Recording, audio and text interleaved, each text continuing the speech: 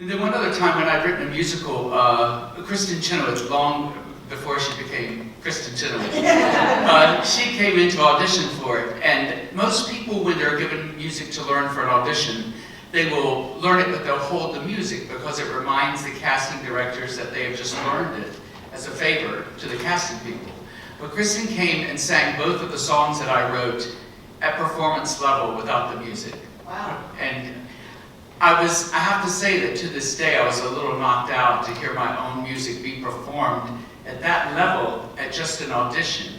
So it showed me again how a person can distinguish themselves rather than sabotage themselves. I don't know if she's a quick learner. I mean, obviously I think she is. Whether she reads music, a lot of actors don't happen to read music, and so they have to learn by rote.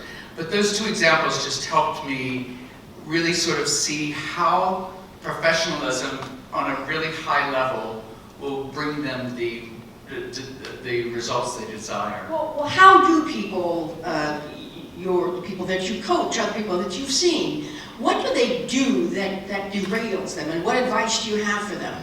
Well, I think two things mostly. I think nerves can play into a lot of people.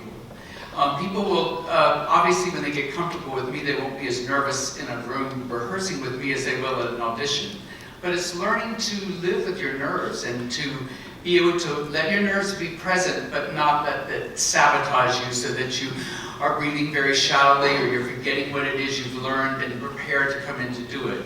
I think another thing is just allowing the amount of time, the sufficient amount of time to learn something before you go into a callback situation.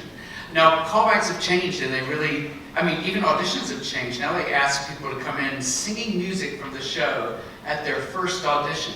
So you don't really even necessarily get to sing your own material, but if they're interested in you and they think that you are better than you're showing in the new material, they'll ask you to sing something from your book.